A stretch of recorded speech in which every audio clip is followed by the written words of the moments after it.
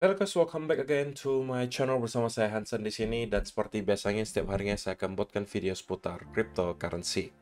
Apa kabar kalian hari ini semuanya? Semoga dalam keadaan yang baik-baik saja. Teman-teman, pertama-tama saya pengen ucapkan Happy New Year dulu untuk kalian semua. Selamat tahun baru 2025. Semoga di tahun ini kita akan mendapatkan cuan yang jauh lebih baik daripada di tahun 2024.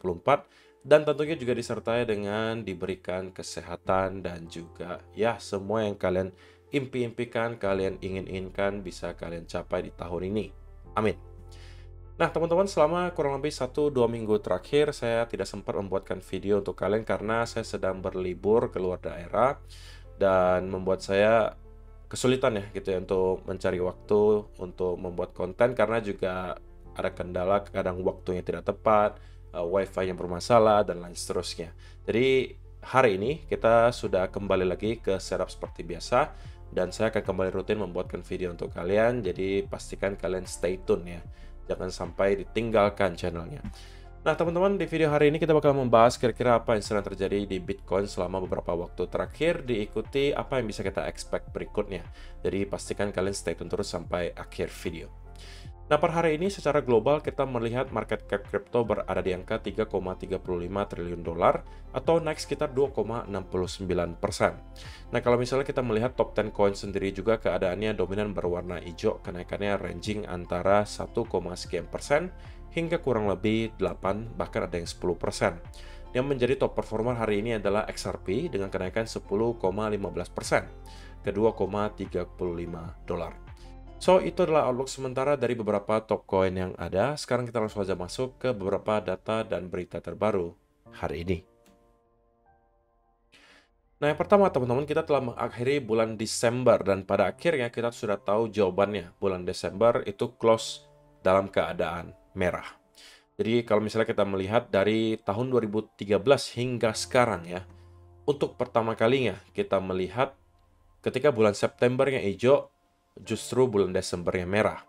Karena kalau kita lihat sebelum-sebelumnya, jika bulan Septembernya hijau, itu biasanya Oktober, November, dan Desembernya itu juga ikutan hijau ya teman-teman. Jadi kita lagi-lagi menciptakan sebuah fenomena yang baru, yaitu adalah Septembernya hijau, tapi justru Desembernya merah. Nah, kali ini kita sudah kembali masuk ke bulan Januari, which is sebenarnya bukan termasuk bulan yang terbaik lah gitu ya untuk Bitcoin secara spesifik. Tetapi menariknya, dari tahun 2020 hingga tahun 2024, hanya ada satu tahun di mana Januari itu berwarna merah, yaitu adalah tahun 2022. Sedangkan sisanya di tahun 2024, 2023, 2021, dan 2020 itu justru hijau ya teman-teman. Jadi kita nggak tahu nih, apakah tahun ini Januari akan kembali dalam keadaan hijau. Kalau saya sih disuruh menebak, kemungkinan besar hijau ya teman-teman. Dan kalau kita lihat di tahun 2019 hingga 2015 itu strike merah semua. Oke, jadi kalau misalnya kita bicara di bawah tahun 2020, Januari itu mungkin bisa dikategorikan bulan yang tidak terlalu baik untuk Bitcoin. Tapi kalau sudah bicara 2020 ke atas, Januari justru nggak buruk-buruk banget gitu ya. Jadi bahkan kalau bisa kita katakan 2020 ke atas, kuartal 1 itu rata-rata menjadi kuartal yang cukup baik. Karena kalau kalian lihat 2021, 2022, 2023, 2024, kuartal 1 itu banyak kan hijau, hijau, hijau. Kuartal 1 itu maksudnya Januari, Februari, Maret ya teman-teman. Jadi 2024 sama 2023 bahkan itu Januari sampai Maretnya itu semuanya hijau. Sama juga di tahun 2021. Hanya di 2022 saja Januari yang merah, sisanya juga hijau gitu ya. Jadi so far bisa dikatakan bahwa 4-5 tahun terakhir kuartal 1 itu menjadi kuartal yang cukup baik untuk Bitcoin. Dan juga kalau misalnya kita lihat Ethereum sendiri juga kurang lebih sama ya teman-teman. Bahwa di kurang lebih 5-6 tahun terakhir kuartal 1 untuk Ethereum juga menjadi kuartal yang cukup baik. Ya kita harapkan ya bahwa kuartal ini kita juga bisa melihat altcoin start untuk kembali outperform Bitcoin. Supaya teman-teman yang menjadi altcoin holder gitu ya kembali bersemangat ya menjadi holdernya karena mungkin 1,5 bulan terakhir kita melihat altcoin kembali kesulitan untuk mendapatkan momentum ya dikarenakan kita melihat Bitcoin yang mungkin start mendapatkan pullback yang cukup lumayan signifikan gitu ya. Dan kemudian yang kedua teman-teman di sisi yang lain kita melihat bahwa sudah mulai kembali ada perusahaan-perusahaan yang sebelumnya tidak pernah kita dengar gitu ya. Kali ini membawa berita baik untuk Bitcoin. Salah satunya adalah public listed company di Hong Kong bernama, saya mungkin akan salah menyebutnya, tapi Yuxing di sini, itu membeli kurang lebih 78,2 Bitcoin atau kurang lebih 6,3 juta dolar. Sehingga kita sekali lagi mendapatkan ada perusahaan yang terdaftar, listed di bursa, itu juga melakukan akumulasi Bitcoin. Nah, saya tahu mungkin ini angkanya kita bisa katakan tidak besar, teman-teman. Hanya 78 Bitcoin. Tidak ada apa-apanya dengan demand yang dihasilkan dari spot Bitcoin ETF dan lain seterusnya, saya mengerti. Tetapi yang perlu kalian ketahui, teman-teman, ini adalah sebuah hal yang sedang berprogres ke sesuatu yang sangat besar. Ketika kita melihat mulai ada banyak sekali perusahaan-perusahaan itu start melakukan hal yang sama, oke, kalian perlu tahu bahwa demand itu nantinya akan jadi membengkak banget. Kalau kita anggap satu perusahaan itu melakukan akumulasi hanya 50 Bitcoin, gitu ya, 50 Bitcoin, dan kemudian ada 1000 perusahaan melakukan hal yang sama, maka ada 50.000 Bitcoin yang bakalan terakumulasi, teman-teman. Oke? Jadi, kalian jangan hanya mengira bahwa, oke, ini hanya 78 Bitcoin kok, apa pengaruhnya nanti ke Bitcoin? Sedangkan yang membeli ribuan Bitcoin aja kadang-kadang tidak membuat harga Bitcoin naik.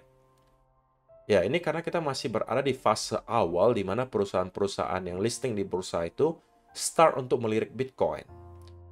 Bagaimana kalau nanti misalnya Apple, kemudian misalnya Tesla.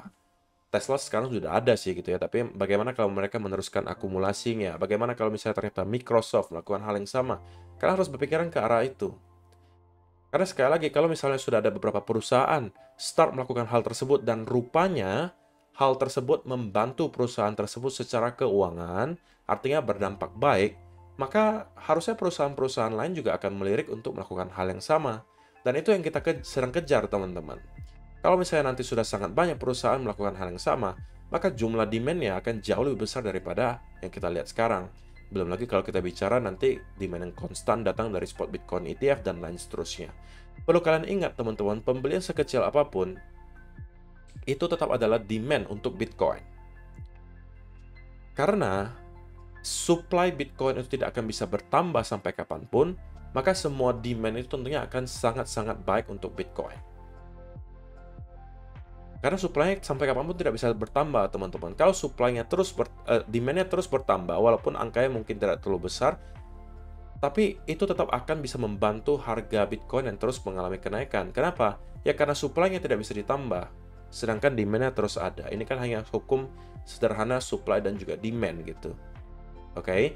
Jadi, ini adalah sebuah berita baik menurut saya, di mana kita sudah melihat start ada banyak sekali company-company yang memikirkan untuk start melakukan akumulasi Bitcoin. Kemudian teman-teman, berbicara soal price action, apa yang sedang terjadi kurang lebih 2-3 minggu terakhir, ya kita bisa mungkin kategorikan sebagai sideways movement gitu ya, terutama mungkin 1-2 minggu terakhir lah. Ketika sudah di akhir bulan Desember, kita melihat volume di market itu cenderung sangat rendah ya teman-teman, dikarenakan banyak sekali orang mungkin sedang berlibur, dan juga mungkin banyak orang tidak pengen gitu ya untuk ngelihat market di akhir tahun, ya ujung-ujungnya kita tidak melihat ada transaksi atau volume yang terlalu besar di market, membuat pergerakan harganya juga tidak terlalu volatile. Tetapi untuk sementara berita baiknya teman-teman, tumpukan likuidasi yang ada untuk sekarang ya, itu sudah bisa dikatakan jauh lebih banyak di atas daripada di bawah untuk sekarang. Tumpukan likuidasi yang berada di bawah yang paling banyak itu hanya di sekitaran 90-85 ribu. Itulah kenapa juga saya sampaikan di video mungkin beberapa minggu yang lalu gitu ya, ketika kita masih aktif membuat video. Worst case scenario bagi saya untuk Bitcoin adalah di bawah 90.000, tapi range-nya mungkin hanya sampai 85. Artinya 85 sampai 90.000 itu adalah worst case scenario bagi saya untuk Bitcoin. Dan apakah masih akan bisa dicapai? Ya, potensinya selalu ada ya teman-teman. Walaupun untuk sementara saya bisa katakan bahwa saya mendapatkan ada indikasi bahwa momentum bearish sudah sangat berkurang, teman-teman. Tapi ini bisa juga dikarenakan memang volume perdagangan beberapa minggu terakhir itu sangat kecil ya. Ya membuat kita melihat juga walaupun momentum bearishnya tidak terlalu kencang, tapi juga tidak terdapat momentum bullish. Ya ini mungkin sekali lagi bisa dikarenakan oleh volume perdagangan yang sangat kecil selama 1-2 minggu terakhir. Nah, jawaban yang mungkin kita bisa dapat hari ini dan juga besok akan tentunya menurut saya sangat penting ya untuk kita pantau. Maksud saya begini, karena hari ini kita baru akan kembali start melihat stock market Amerika Serikat itu kembali dibuka setelah libur tahun baru. Oke, tanggal 2 Januari baru akan dibuka. Dan kita akan melihat bagaimana lagi reaksi investor di awal tahun. Oke, kalau kita melihat kembali ada sell-off terjadi di S&P, dan sell-off-nya sangat kencang misalnya, maka bukan tidak mungkin bahwa Bitcoin juga akan kembali mendapatkan push terakhir sampai ke area yang saya sampaikan menjadi worst case potensial scenario-nya. Nah, tapi berita baiknya untuk sementara, kalau kita berbicara pure secara price action, yang terlihat sekarang adalah memang momentum bearishnya berkurang. Oke. Nah, yang kedua, teman-teman, kita berpotensi juga membentuk semacam reversal pattern. Reversal pattern yang saya maksud di sini adalah inverse head and shoulder. Di sini adalah left shoulder-nya. Ini adalah head-nya. Dan ini adalah potensi right shoulder-nya. Oke. Neckline-nya adalah berada di area trendline ini. Yang untuk sementara sepertinya belum berhasil untuk kita break. Nah, kalau misalnya teman-teman kita sampai berhasil untuk breakout di atas area tersebut, maka ada potensi yang cukup besar menurut saya ini bisa menjadi awal di mana Bitcoin at least akan mendapatkan semacam relief rally. Kalaupun kita mau melanjutkan penurunan dari sana, at least kita akan mendapatkan semacam rally dulu dari sana. Targetnya menurut saya minimum akan nyampe lagi ke kurang lebih area 99.500 sampai ke angka $100.000. Nah, jika kita mau berbicara break ke area high yang baru, teman-teman, maka ada beberapa step yang perlu kita lalui dulu sebelum kita mungkin berbicara soal hal itu. Yang pertama, kita mau melihat tentunya ada shifting momentum dan juga struktur dari bearish menjadi bullish. Untuk sementara, saya consider ini adalah area yang perlu kita take out, teman-teman, yaitu adalah area kurang lebih $100.000 lah. $100.000 kalau kita take out, kita berpotensi untuk break dari struktur bearish-nya. Dan kemudian, kalau kita berhasil konsolidasi di atas area 100.000, maka ini adalah menurut saya clue dari Bitcoin bahwa kita sepertinya memang bersiap untuk break ke area high yang baru. Tapi itu masih cukup jauh, teman-teman. Jadi untuk sekarang masih cukup prematur bagi kita untuk mengatakan sekali lagi bahwa kita telah menemukan bottom dan kita akan langsung membentuk high. Masih cukup banyak hal yang perlu kita lihat dari Bitcoin untuk kita bisa lebih confidence menyatakan bahwa probabilitasnya cukup besar bahwa kita telah menyelesaikan koreksi. Tapi at least untuk short term rally saya rasa peluangnya cukup besar asalkan kita berhasil untuk breakout di atas area trendline ini. Itu hanya sebuah permulaan, teman-teman. Nah, yang kita mau lihat berikutnya adalah kalau kita mau memperbesar chance bahwa kita telah menyelesaikan koreksi adalah kenaikan yang impulsif. Itu yang perlu kita lihat.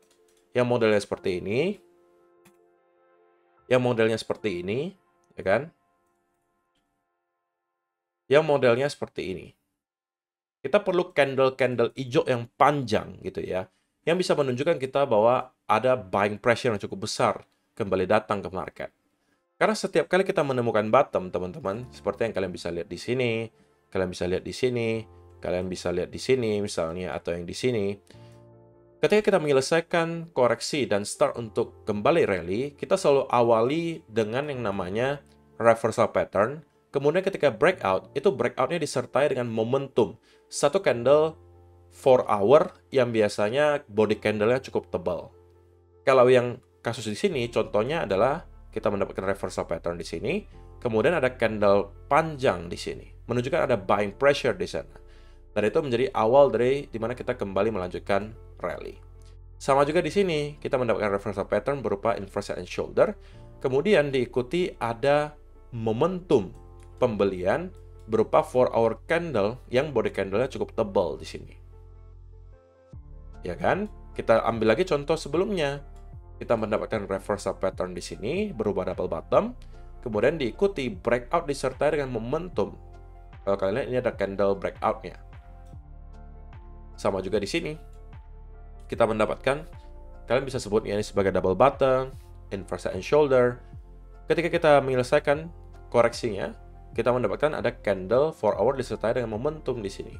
Itu juga mengawali rally-nya. Nah, itu yang kita butuhkan sekarang, teman-teman. Oke, itu yang kita butuhkan sekarang.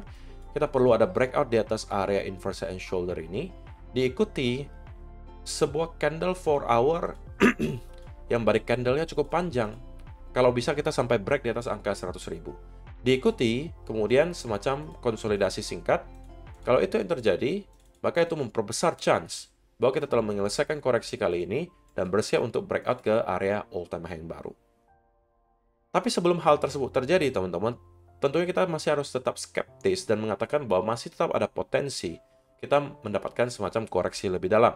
Terutama jika nanti ketika opening stok market Amerika Serikat kita mendapatkan sell-off. Itu yang dikhawatirkan gitu. Tapi untuk sementara, secara short term, saya rasa yang lebih akan menentukan adalah trendline ini. Kalau kita berhasil breakout, teman-teman, maka kita kemungkinan besar akan start mendapatkan semacam mini rally kemungkinan besar. Tapi sebelum hal tersebut terjadi, teman-teman, kita jangan sampai langsung terlalu overconfidence dan misalnya langsung menekan tombol long.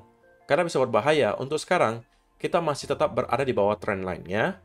Dan justru kalau kita kembali mendapatkan semacam reversal pattern dari sini, diikuti semacam bearish continuation, ini bisa jadi berarti kita masih akan tetap mengalami penurunan.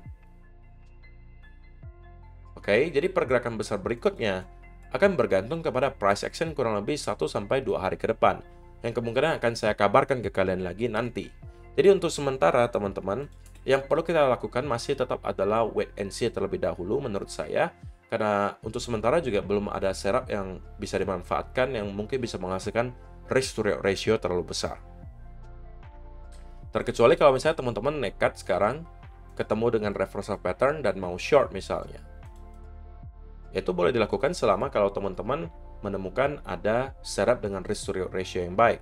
Tapi setup short tersebut akan terinvalidasi, teman-teman, kalau kita berhasil breakout di atas trendline ini. Sebelum hal tersebut terjadi, kita masih berada dalam posisi netral menurut saya. Kita masih harus menguji bagaimana kekuatan para buyers dan juga sellers dari price action 1-2 hari ke depan. Kalau kita mendapatkan ada reversal pattern dari sini, ini kesimpulannya ya teman-teman. Kalau kita mendapatkan reversal pattern dari sini berupa double top misalnya atau semacam rising wedge diikuti breakdown dan validasi dari reversal pattern tersebut, maka itu mungkin adalah clue bahwa kita akan melanjutkan penurunan dari sini. Tapi kalau kita breakout disertai konsolidasi, kita akan melihat semacam mini rally mungkin menuju ke area setidaknya 97.500 atau sampai ke kurang lebih 99.500 sampai $100.000. Itu bisa menjadi target-target berikutnya untuk Bitcoin kalau kita berhasil breakout dari trendline ini. So, saya rasa itu aja sih yang mau saya sampaikan di video hari ini. Semoga bisa bermanfaat untuk kalian semua. See you in the next video. Bye-bye.